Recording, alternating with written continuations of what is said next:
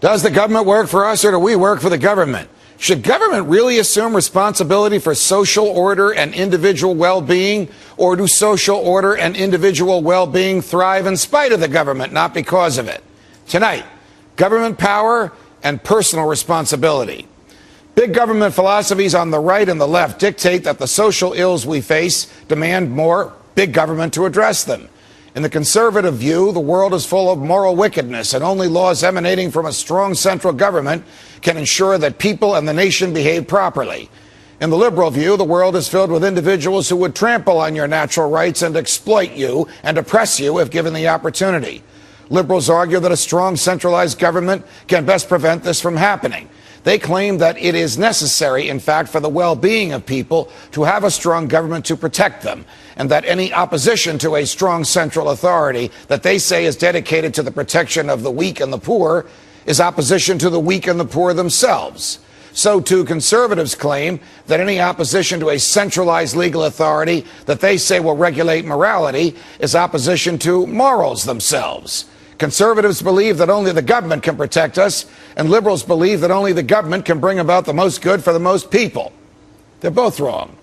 Libertarianism is based on the idea that government, insofar as it is the centralization of power, is just another tool for violating people's rights.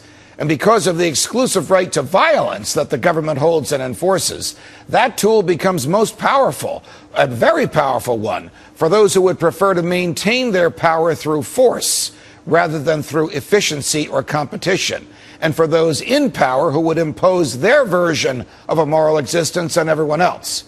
Advocates of liberty would instead remove that tool and return individual freedom to the individual himself. It is particularly pernicious, then, when the argument is deployed that those who advocate liberty are somehow cold-hearted or even disdainful of the weak or the poor, or that they are amoral or immoral. Nothing could be further from the truth. Government and centralized power is the reason the poor are poor and the weak are weak, and the reason many people can't find work.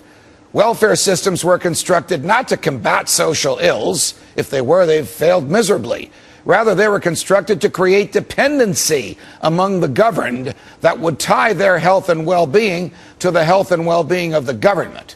As the parallel construction of warfare and empire building shows, the government can be very effective in mobilizing to advance its goals.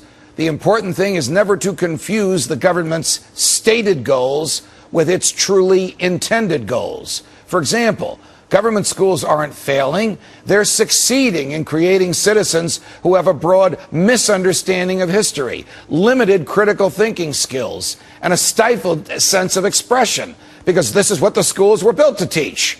On the other hand, the Clinton-Bush-Obama war policies didn't fail, despite the sectarian violence unleashed in Iraq or the increasingly bleak and haphazard violence in Afghanistan. Nation building and counterterrorism were their stated goals, but the intended goal is to lubricate the gears of the military-industrial complex while continuing to push the boundaries of American empire deeper and deeper into the affairs of foreign peoples and countries. Libertarians don't want to dismantle the warfare-welfare state so as to allow barbarians at the gate, nor do we want to condemn the poor or the weak to destitution. Government has condemned the poor and weak to poverty and weakness. Government has used its authority to destroy those tools which individuals and communities can and have used to secure the conditions they desire for themselves. Government, in fact, uses authority to break communities altogether by taking the responsibility for the poor and the weak, and so de-incentivizing individuals, their families, and the community from doing so. This explains why the government distributes more in welfare than it collects from people who pay taxes. We turn to the government instinctively at the first sign of trouble or disorder. We submit unquestioningly to its authority and assume its best intentions. We should not do so. If we are serious as a people about taking care of the poor and the weak among us, then we should get serious about it. When we allow the government to take care of our social ills for us, we shrink from our own personal moral responsibilities. And all we get is more social ill and less freedom. The answer is to return to first principles.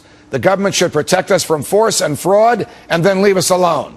It must recognize that our freedoms come from our humanity, that our souls are immortal, that it is merely a temporary institution based on fear and force. It cannot spend more than it takes in. It cannot kill except in actual self-defense. And it cannot take our property and give it away.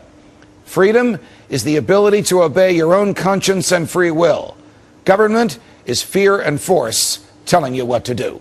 From New York, defending your freedom every night of the week.